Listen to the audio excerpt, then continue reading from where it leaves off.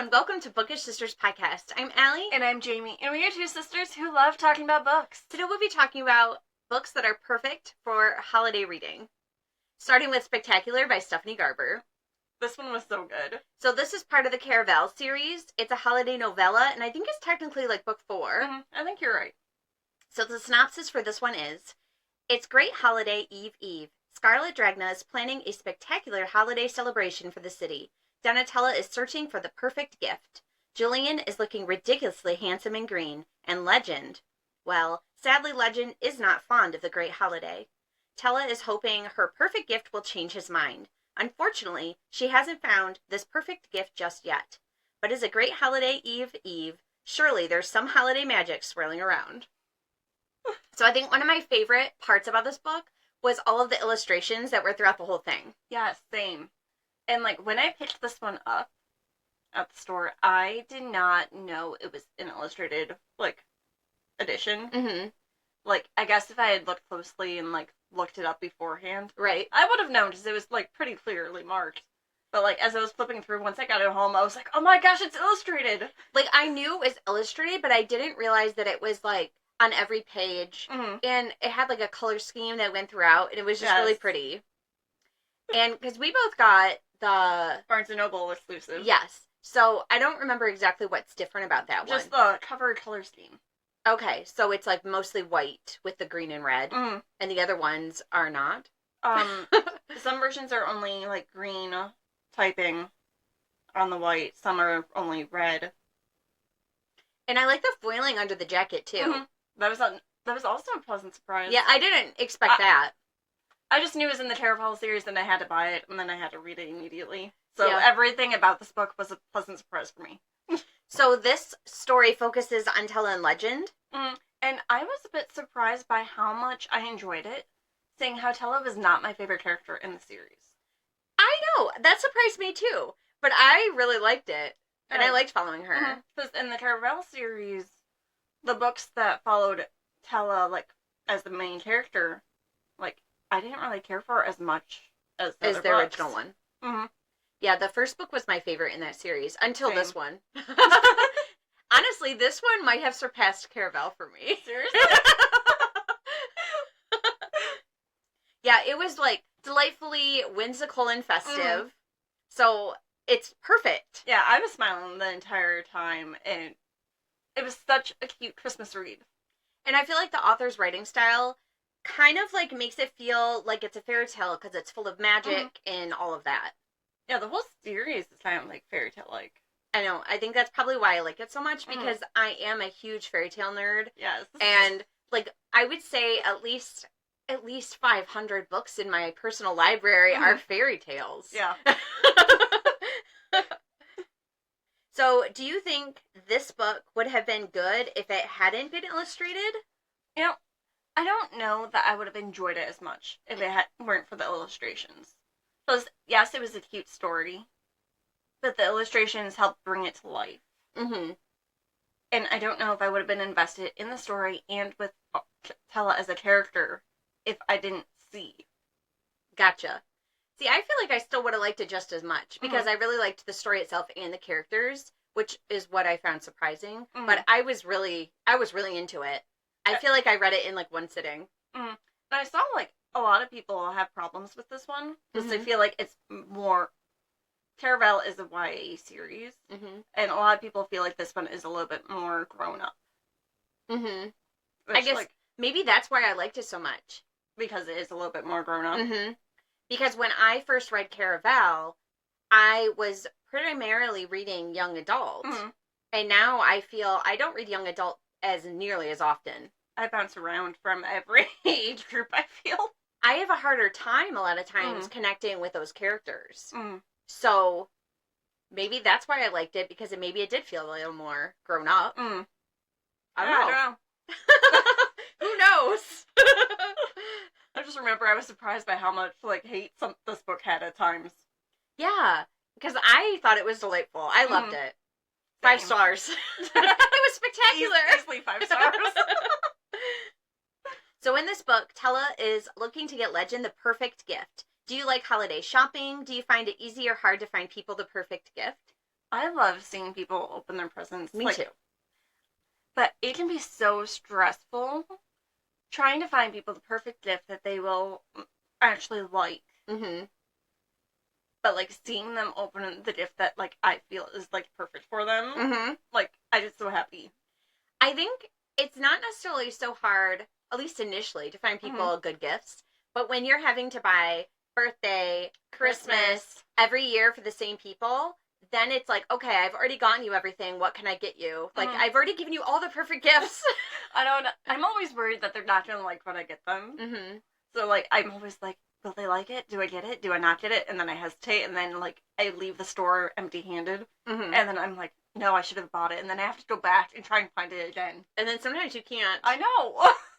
I know. Because I feel like a lot of times we secondhand shop and stuff. So it can be harder if you don't snag it right away. You missed your opportunity. Yep. It's not there. You won't get that deal. I do find it stressful, though. Probably for that reason. Because it's just like having to get the same people, the same, like, at least 2 gifts every year. If not more. Yeah. And, like, everything is so expensive. Trying to buy gifts for everyone. Mm-hmm. Like, even if you'd, like, set a $20 budget for each person, that adds up. It's still hundreds of dollars. Mm-hmm. Like, I try and do, like, $5 and under, but that's impossible nowadays. And then there are some people like you and I feel like our brother, I find it extremely easy to find gifts for. So I can easily get you like 3, 4, 5 gifts for each occasion. I know, you were spoiled every holiday. I don't mind.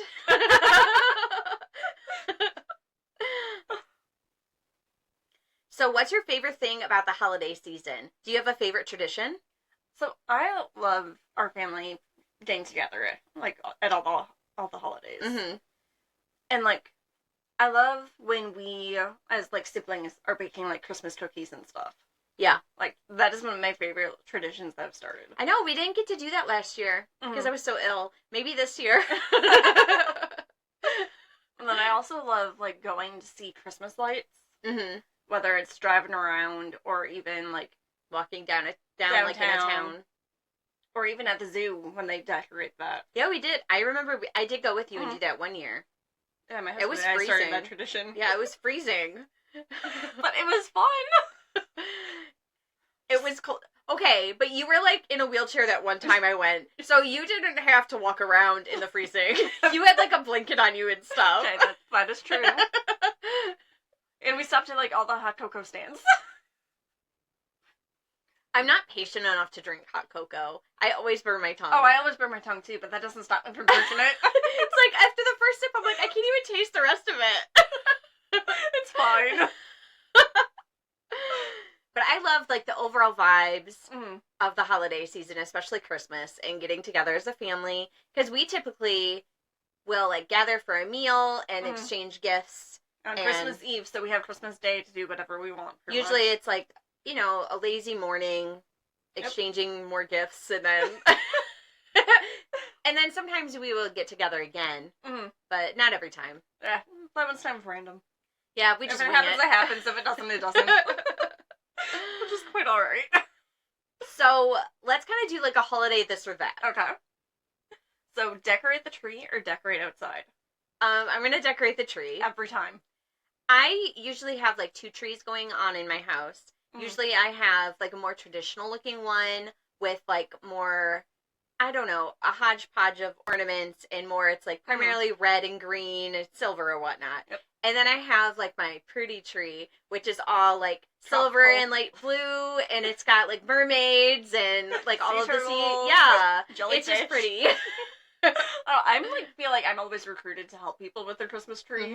Because I know I'm over here helping you with yours. Yep.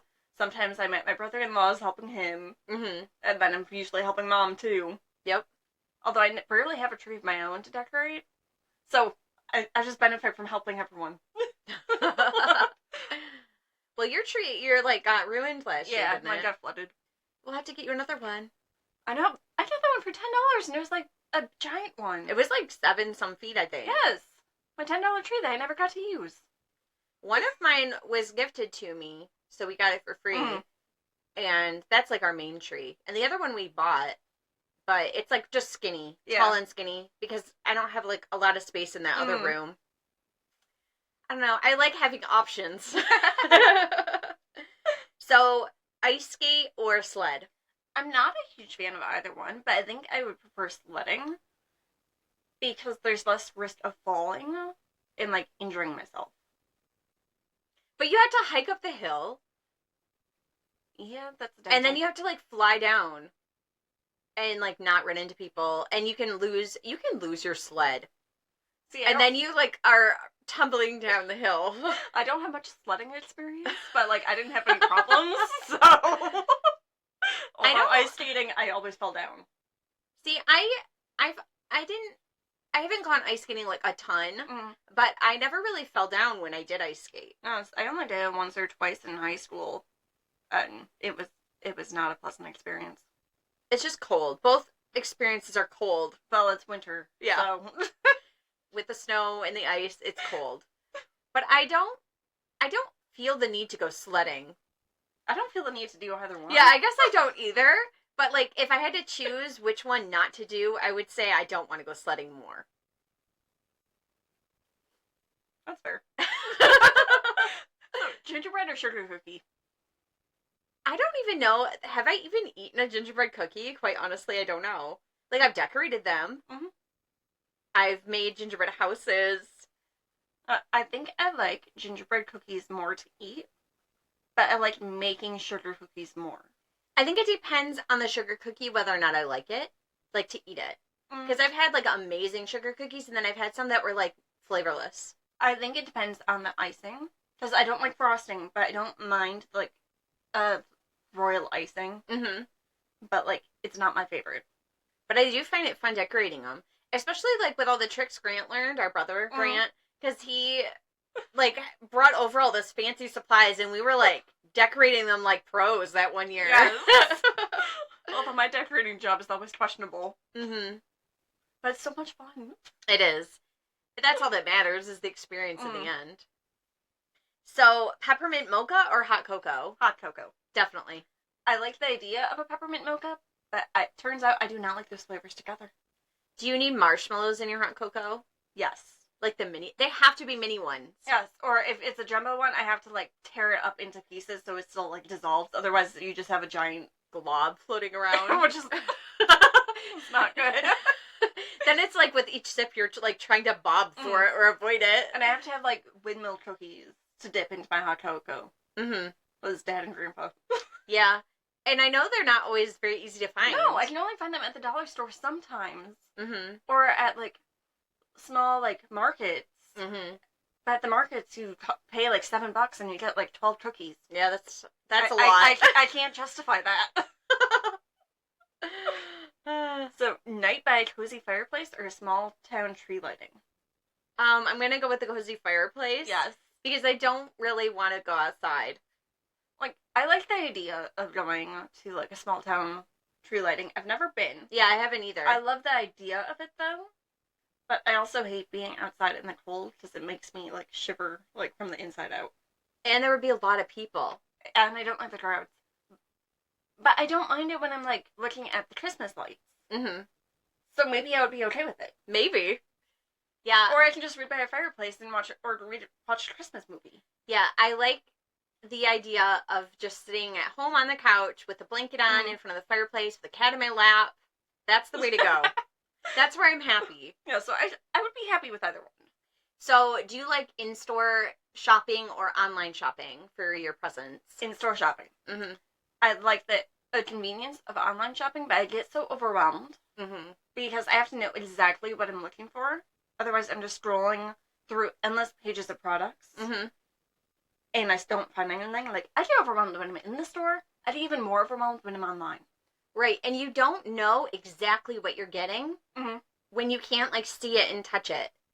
Yeah, I need to be able to see. I need to be able to feel. I need to be able to, like, know everything about it. Which is a problem, because I feel like 90% of the time, the things I want aren't even in stores. Mm-hmm. And sometimes they're not even online. Right, I feel like I always think of the perfect gift, and it doesn't even exist. Mm-hmm. I'm like, why is this not a thing? I feel like that happens all the time. Yes. Like, It's so frustrating. So going into the next book.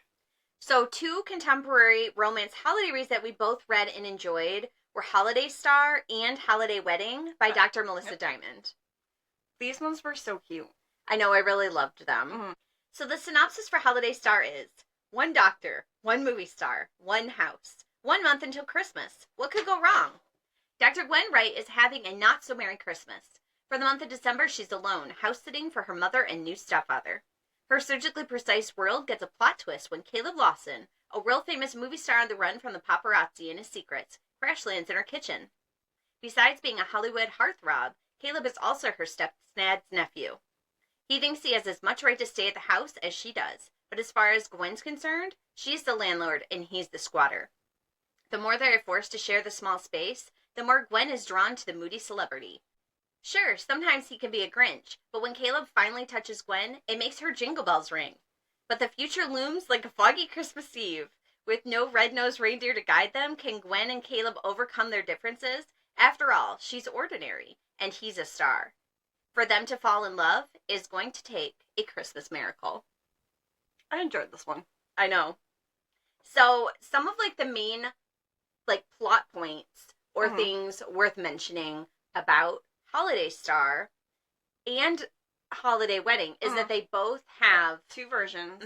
You have the sweet version with, like, no spice. And then you have the spicy version that has, like, spicy scenes. Yeah.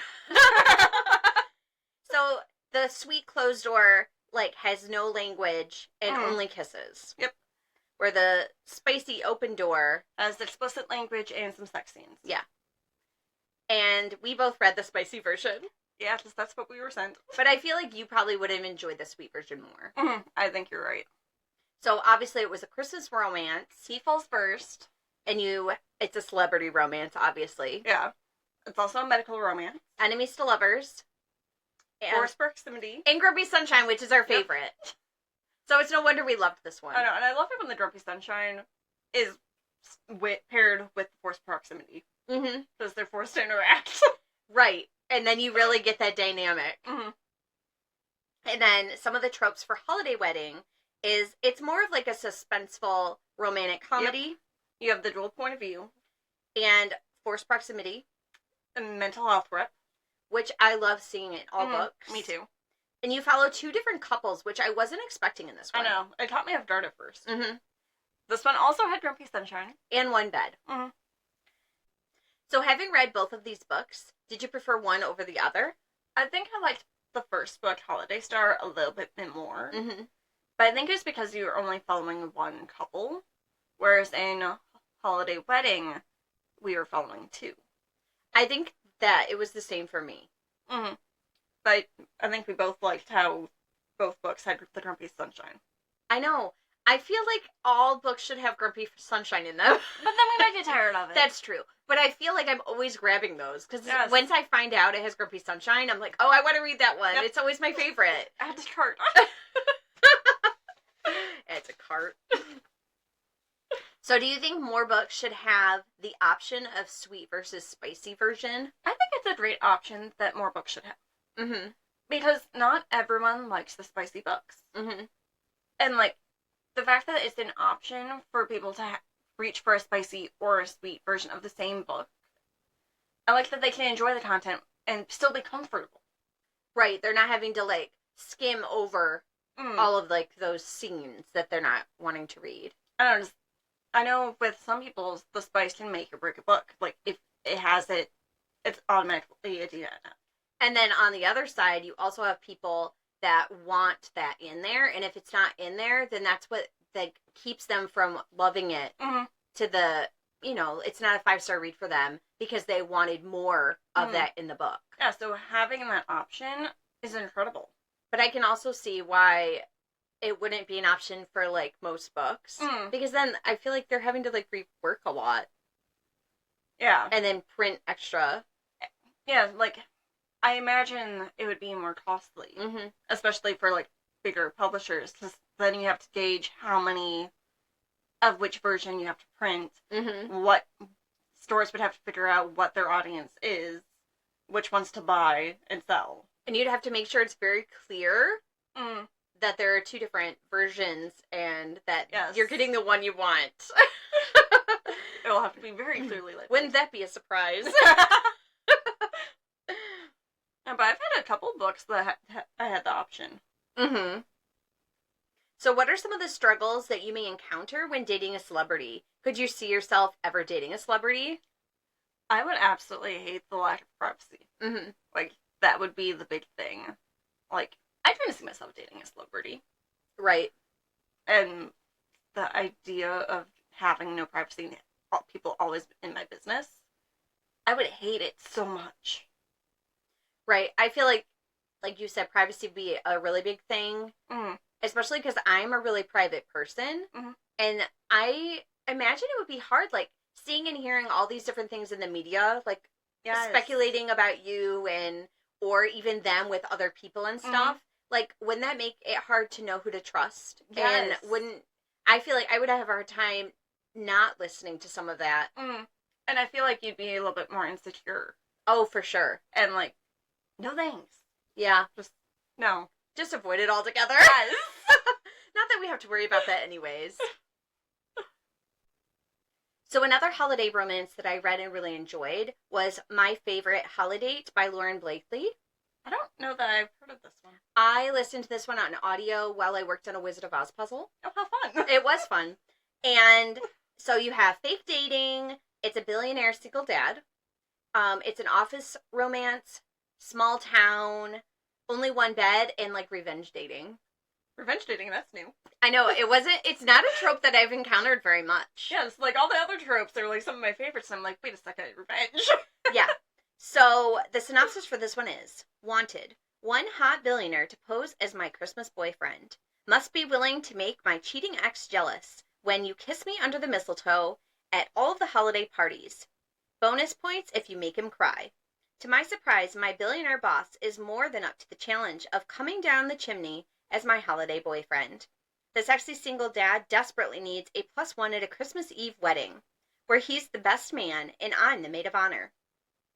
And since my ex is in the wedding party too, my boss and I team up as a pair of Insta lovebirds for the holiday season, including during the annual week-long Christmas competition leading up to the snowy destination wedding. But soon staying up late to string the best popcorn balls ever turns into a scorching night in his arms where the chestnuts aren't the only thing roasting on an open fire. Can all these winter wonderland nights seeking revenge turn into the real thing when we return to the office? Or are we destined to go the way of a Christmas tree on New Year's? Okay, so I love all these Christmas synopsises. Like the wording. I know, and like sometimes I'm really thrown off when I'm like reading them because I don't like look them over beforehand, and I'm like, oh, that's like a little spicy sounding or alluding to something, or it's got like a little pun in there, and it's like hard not to chuckle. I know, I'm like over here trying not to laugh. So, workplace romance, yay or nay? It's hit or miss for me. Mm-hmm. I've read some that I really liked. I've read some that I'm just like rolling my eyes and I'm just like, please no. Right. I know. I really enjoyed this one. Mm-hmm. And I feel like I've read a handful of others that I really enjoyed. And then some I was kind of like, cringe. Mm-hmm. This one sounded cute. Yeah, I think it just depends on how it's written, honestly. Mm-hmm. And that's the case with most things. Right, and maybe some of like the micro tropes kind of play into that too. Like how the story is laid out, how much I enjoy it. I agree. Well, I liked that this was like a single dad one. I don't think I've read one with a single dad. Well, you'll have to borrow this one. Can you see yourself dating someone to get revenge on someone else? No. Same. I don't think so. Like, what would be the scenario to get you into that situation? I don't know. I often wonder that when I'm reading these types of, like, romance stories, I'm always like, I can get on board with this. This is great to read. But, like, when you really think about it, I'm like, does this really happen? I don't know. Like, I can't imagine a lot of these things ever happen. They must. I know, because where else would people get all these ideas? Right. And, like, why would it be popular? But, like, does it happen? I don't know. I've never encountered in real life talking to anyone that's, like, experienced any of these types of things. Yeah, let us know if you've ever had a fake relationship. I need to know. Have you ever dated for revenge? So what are some of the challenges you can see someone going into a fake relationship encountering? Probably trying to convince everyone that you were in fact in a relationship. Especially like in scenarios where you don't like the person. Is it really that believable that all of a sudden you would be dating? If you've like always hated them? Enemies to lovers. I know, but it's just like, I don't know. Again, how believable is it? I mean, it doesn't stop me from enjoying it and reading about it all the time, but does that happen? It must happen.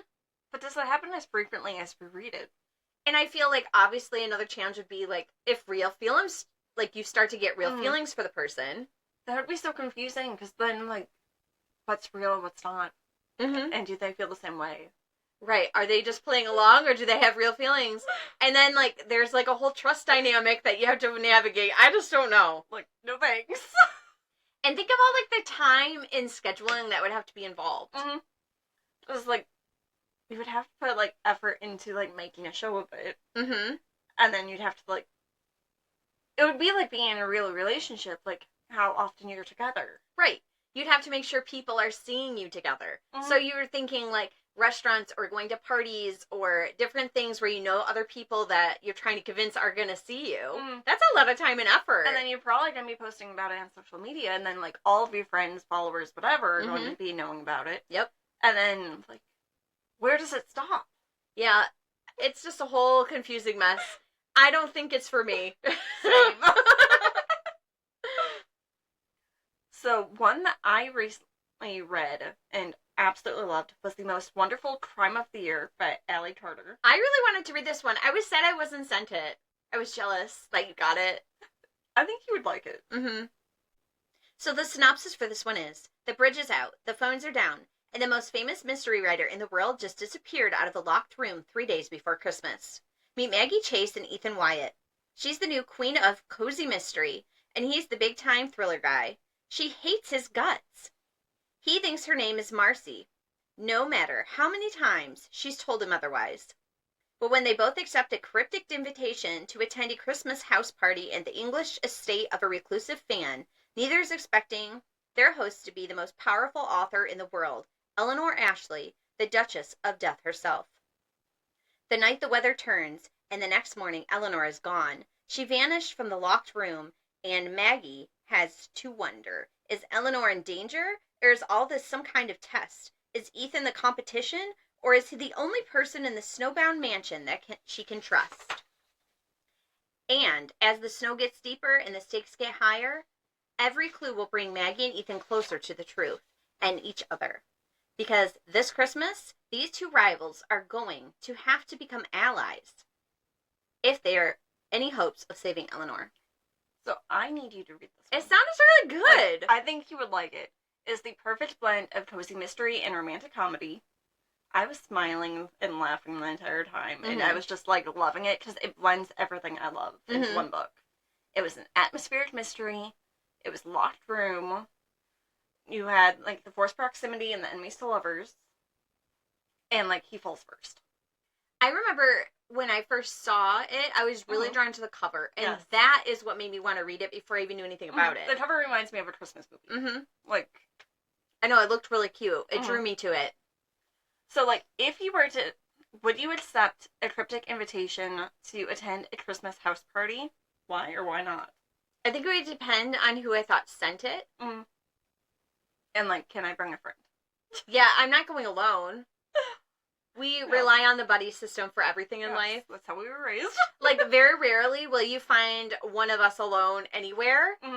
Like, me and Jamie literally travel everywhere together.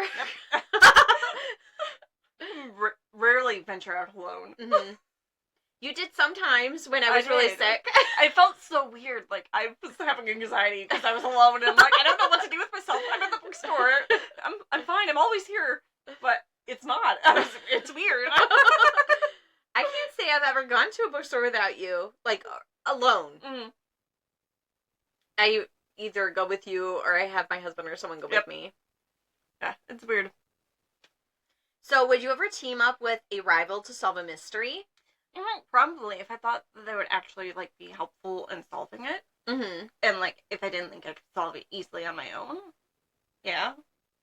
I would like to think I would recognize they have skills that could help me, like, solve the mystery. Yeah, regardless of whether or not I can stand them, if I thought that they could help me, and, like, we could at least put our differences aside to solve the mystery, yeah, why not? Yeah, if I thought that their skill set would, like, pair well with mine and it would help, then I would think I could put aside those differences to work through that.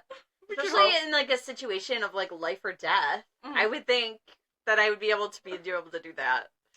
But, like, this book was so good. Like, the author that went missing, kind of, I thought it was, like, an Agatha Christie, like, character. Okay. Like, famous mystery writer, author, like, I would think that was the inspiration. Mm-hmm. And, like, being in the locked room, like, I was just laughing and, like, loving it. Well, locked rooms are, like, your bread and butter. You love them. They're hit or miss for me. You picked my favorite elements of locked room mystery, pair it with my favorite elements of a romance, and I'm all in. So one that we both read and enjoyed was The Holiday Swap by Maggie Knox. I actually just made you read this one. Yes, for this episode. So, fun fact that I learned after reading this was Maggie Knox is actually 2 people. See, I had no idea until you told me that. It's written by Karma Brown and Marissa Stapley. See, I didn't know that. I know. It throws me off when you have 2 authors writing under one name. Like, I get why they do it. But, like, why not just write both of your names on the, like... I don't know. If you're an author and you've done this, chime in and let us know. We'd love to know the answer. So, I thought this was, like, the perfect book for, like, a Hallmark movie. Yes. Like, it was giving Christmas Hallmark movie vibes. Yeah, so if you like watching those holiday Hallmark movies, you would probably really love this book. And, like, honestly, as much as I enjoyed this one, I think this is a book I would like a movie version of it more. Which is weird because I feel like it's never the case for you. I know, just, like, I'm always, like, book over movie. It would be a really cute movie. Like, I think I would love a movie version of this. Are we sure it's not a movie? I don't know, but, like... We have to look into it now. But, like, it's rare that I would say I think this would work better as a movie. Mm-hmm. So this one had, like, a small versus big town feel. Mm-hmm. You had twin sisters. Which I know we're not twins, but I found I, like, was relating to them. Yes. I mean, we have been mistaken for twins before. Mm-hmm. Which is weird because there's 8 years between us. But, you know. There is 8 years between us. And I feel like, obviously, we look like sisters, but I don't think we look that much alike. Mm-hmm. But people get us mixed up all the time. Yep. And I'm like, either you look really old or I look really young, because they think we're the same age. I know. How does that work? I don't know. I don't know how I feel about that. I don't either, because I'm like, sometimes I'm flattered. I'm like, oh, they think I'm really young. And then I'm like, oh, but that means you look really old. Oh. So this one had a baking competition. And, you know, I love a good baking competition in a book. And it had a family bakery setting. Which was also really cute. It was. I just really liked the whole, like, vibes of this book. Yes. So the synopsis for this one is, when Chef Charlie Goodwin gets hit in the head on her LA set of a reality baking show, she loses a lot more than consciousness. She also loses her ability to taste and smell. Both are critical to her success as a show judge. Meanwhile, Charlie's identical twin Cass is frantically trying to hold her own life together back in their quaint mountain town home, where running the family bustling bakery and dealing with her ex, who won't get the memo that they're over. With only days till Christmas, a desperate Charlie asks Cass to do something they haven't done since they were kids: switch places. Looking for her own escape from reality, Cass agrees, but temporarily trading lives proves more complicated than they imagine, especially when rugged firefighter Jake Greenman, the gorgeous physician assistant Miguel Rodriguez, are thrown into the mix. Will the twins' identity swap be a recipe for disaster, or does it have all the right ingredients for getting their lives back on track? It was so cute. I know. I didn't find this to be, like, the most believable story, but I still really enjoyed it. It went with the flow, and, like, I had to just ignore all the things that weren't super realistic. Yes. But it was still such a cute read. So, like, if it were a Christmas movie, like, do you think that they would actually hire twins, or do you think they'd have one person play both? Probably one person play both. Like, why is that? Why do movies do that? I'm sure there's reasons. I mean, I know it's probably cheaper. Mm-hmm. But, like, if you can get twins, why not get twins? I don't know. Just random thought. So, can you ever see yourself entering a baking competition? What would be the dish that gets you on the show? You know, I'd probably make cookies, because I feel like cookies are, like, what I'm best at. Mm-hmm. Maybe if some, like, strawberry lemonade cookies, because I like making those, or maybe orange creamsicles. Mm-hmm. Those are always fun flavors. Cookies would definitely not get me on a baking show. No. You can't make cookies. I can't bake cookies. Even with supervision, things go horribly, horribly wrong. I know, like, you will make them from a mix. I will be supervising. Mm-hmm. You will put them in the oven. You will be following directions. And we still get burnt mush. Yeah, I don't understand it myself. Because I can cook and I can bake. Yes. I just can't make cookies. Or cake. Oh yeah, cake's a no-go. I did successfully make one batch of cookies. And I did successfully make one cake that was edible. And how many tries? It took a few. But I'm really good at, like, fruit crisps and pies. Yes, you are. I make really pretty pies. And they taste really good. So I would probably do something like that. I can do pie, but, like, it's not something that I've, like, had a lot of practice at. Mm-hmm. Or than, like, strawberry pie, which doesn't even require, like, baking. But I do not think I would ever try to go on a baking competition show. Like, I like the idea of it, but I would not handle the pressure very well, I don't think. I don't think I would either. And, like, there's no guarantee that whatever I make will look pretty. Sometimes they can be successful and, like, look amazing. Other times they're, like, really questionable looking, but they taste good.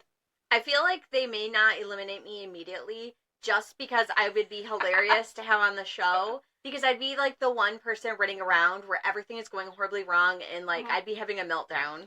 I'm gonna be the person that has, like, flour and sugar exploding all over their station. Oh, yeah. I will be launching things into other people's station on accident, and I will be a hot mess of a station. Like, everything will be a chaos. But it would be fine. So if you were an identical twin, would you ever want to trade places with them? Do you think you could pull it off? Like, growing up, I always thought that would be so cool. Like, I wish that I was, like, Mary-Kate and Ashley Olsen, and I had a twin that I could trade places with, and we could dress the same. I thought that would be, like, the coolest thing in the world. It would, like, be really interesting to see the kind of situations you could get yourself in. Like, I would want to trade places, but I don't know that I actually would, or if it would be a successful swap. So, like, and how much would your life get messed up if you had someone else taking over your life for a little bit? Right? Because I would imagine they wouldn't know all the ins and outs of everything. And then when you jump back into your life, so much would have happened, so many conversations, and then you'd be lost when you went back. And it's not like you're going to be taking excessive notes about everything you did in your twin's place. Right. Like, oh, I had this conversation about this with this person. No, you're not going to be taking those notes. And then you're just going to be going in blind back to your life. Like, growing up, like, we have a cousin that I'm really close in age with, that I was, like, really close with growing up. And we went to school together, and we were in a lot of the same classes. Everyone thought we looked so much alike, and they would get us mixed up. The teachers would mark one of us absent when the other one was absent. It was a whole mess all the time. And I'm like, we don't, like, I feel like it's, like, kind of similar to us. Like, we looked related, and we looked alike, but we didn't look identical. Like, she has brown eyes just like you do, and I'm like, I clearly have, like, green eyes. Like, there's one clue. Like... And I'm really short, even compared to, like, both of you guys are still short, but, like, I'm a lot shorter than both of you. Like, there's another clue. It's always interesting. So, why is it that in TV shows and movies, twins are able to trade places without anyone that's close to them realizing it? Wouldn't your close friends and family be able to tell who's who and notice? I would sure hope that people I'm close to would be able to identify whether or not I'm me. This is something that I always wondered, and I always, like, couldn't wrap my head around, because I'm like, I would think that they would be able to tell. Yes, I mean, even if you're identical, I mean, you still have your own, like, you're different. You have different personalities. I imagine you would, like, talk slightly differently, use different words and phrases, or even, like, pronounce some things different. Yeah, just like sisters, like you and me. I would think you would have different mannerisms. And, like, I would think that people would notice that I don't know what you're talking about, because I never had the conversation with you. Like, I would think people would pick up on that. I would hope you would notice it. Especially if you're, like, look puzzled when they're saying something to you. I'm like, I've never had this conversation. Do you think they would just, like, accept it and move on, or do you think they would argue with you, you know? It's like, no, we did have this conversation. I'm like, no, we didn't. Don't you know I have a twin? Like, like, and especially if they know you have a twin. Right. It's one thing if they don't, but if they know you have a twin, you think they would put that together. You would think. So I don't know how realistic it is. It's still enjoyable. Yes, it's a delightful read, but like...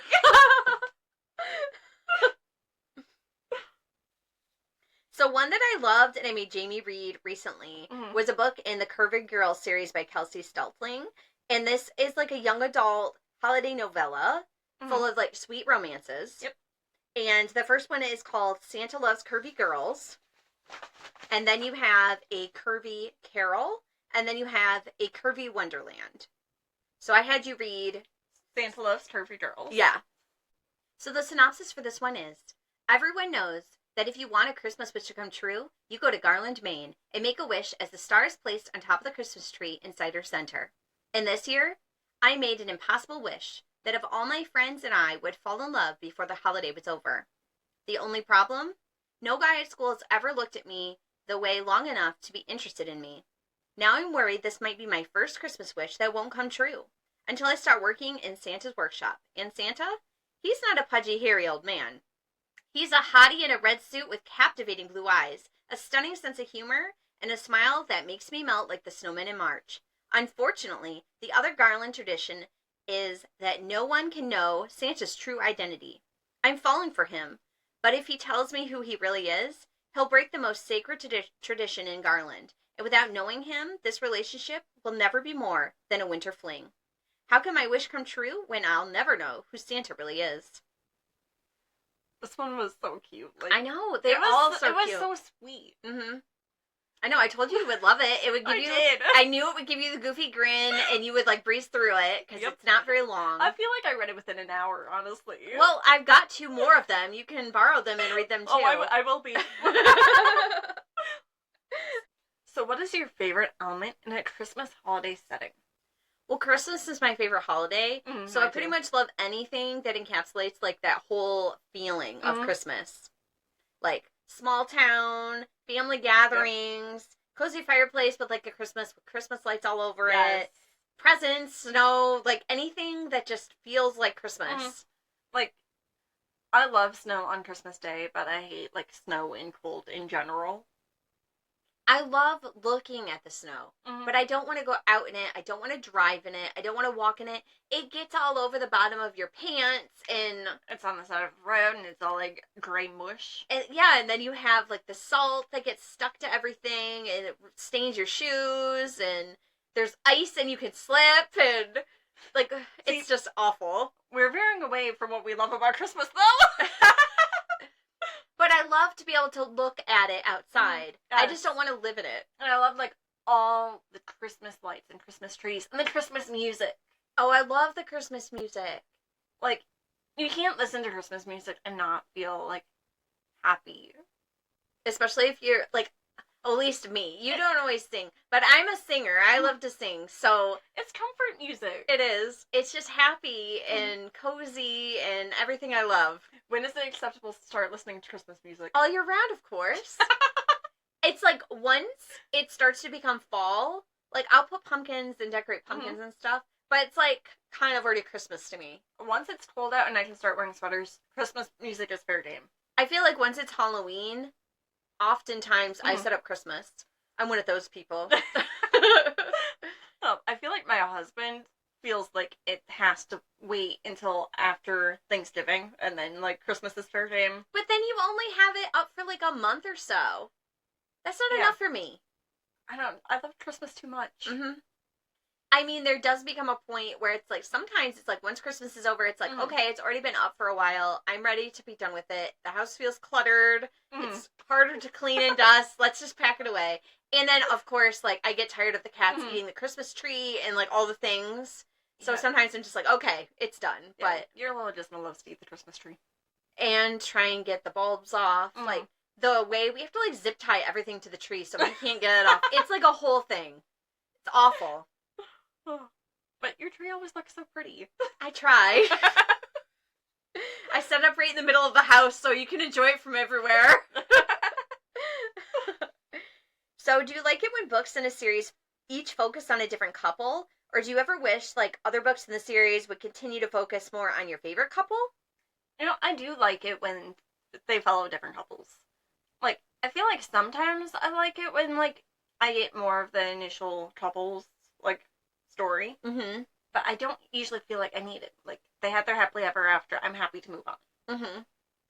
I do like it when, like, I end up liking a side character or a couple side characters, and then they end up having their story talked about in the next book. Although it's sometimes annoying when you don't like the side character, and then they get their own book. Yeah, that has happened more times than I can count.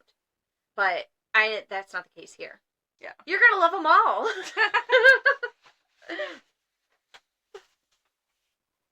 So, can you think of any other books that showcase body positivity? One that comes to mind for me is If the Shoe Fits by Julie Murphy. Oh, in the Meant to Be series. That was the Cinderella retelling. It was like, there haven't been too many books that I feel like have, like, a curvy representative. I know that I've read quite a few, but the only ones that really come to mind was 7 Year Itch by Amy Dawes. I have that one, but I haven't read it yet. Yeah. I'm undecided whether or not either you'll like it if you can look past some of the spiciness, because I loved that book, or you won't be able to get on board with all of that. But I feel like you might be able to get into it anyways, because it was really good. I'm waiting until I'm in the right mood to give that one a try. Also, We Could Be Magic by Marissa Meyer. I love that one so much. See, you read that one. That one was so cute. That was a YA graphic novel, and it was so good. It takes place, like, at an amusement park, and, like, your main character is just dreaming of being, like, a princess character. And she doesn't fit the image. Right. And, like, it is so cute. Oh, I loved it. And you're just feeling for this character. It's a very heartwarming story. And it's got cute illustrations. I was all about that book. Loved it. Highly recommend it. Also, one that comes to mind is The Rake by Cass O'Shire. That was also a really good one. That one was like a cozy paranormal fantasy. Monster romance. Which I hadn't read very many of those. And he was like, what, an orca shifter? Yeah, which was something I had not encountered before. And I found it really interesting. It was. So, and then there was also another one, The Love Haters by Catherine Center. Yes. Which I loved. That one had me laughing so hard at moments. So those are all the ones that I can think of off the top of my head that had, like, curvy girl representation.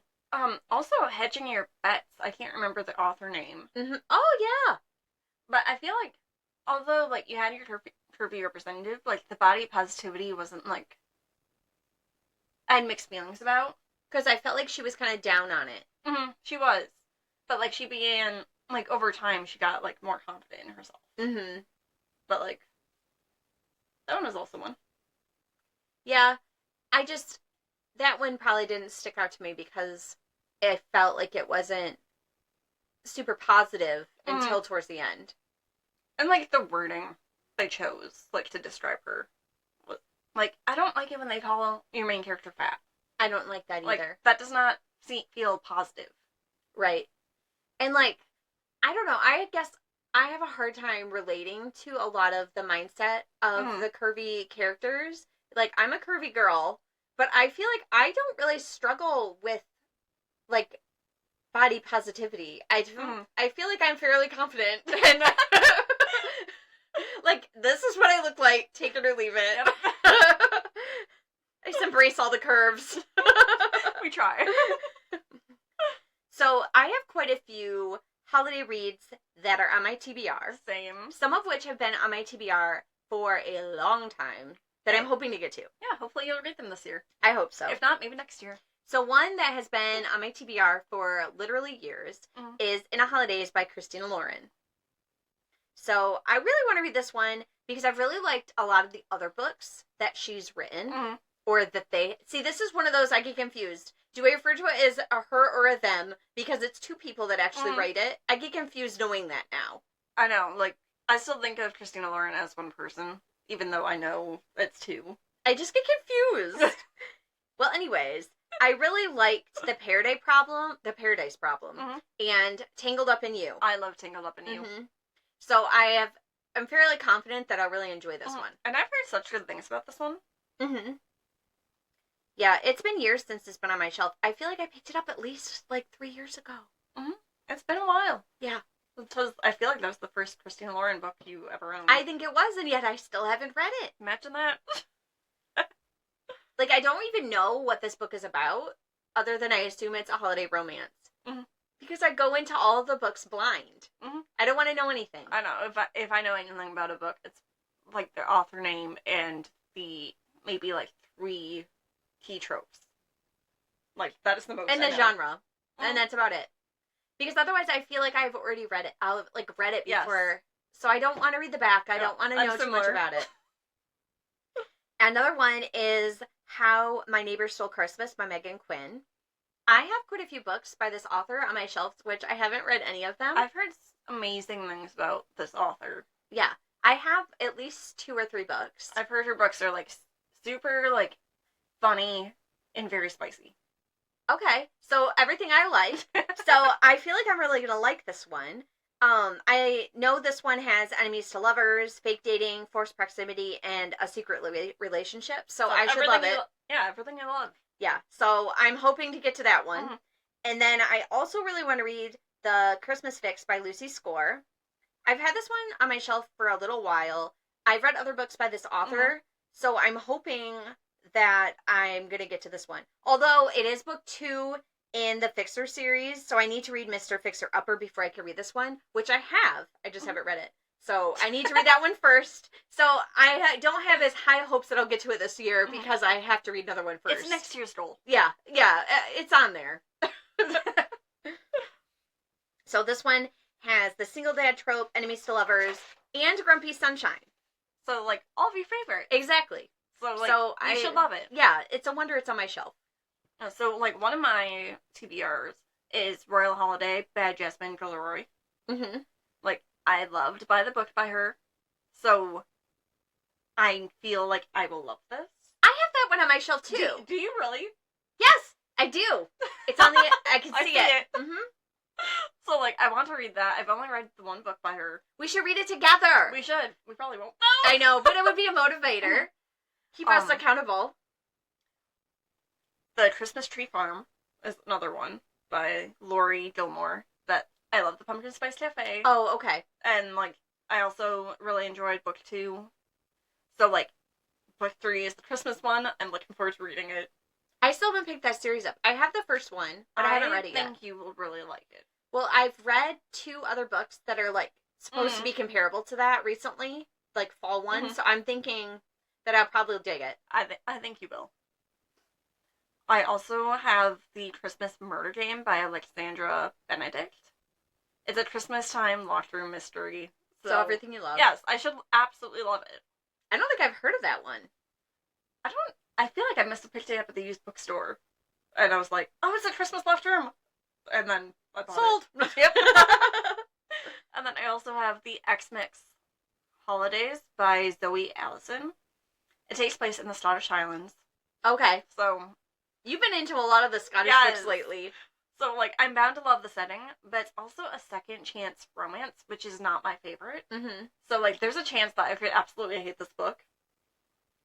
But if I like the setting, maybe it'll override that. Yes. I can hope.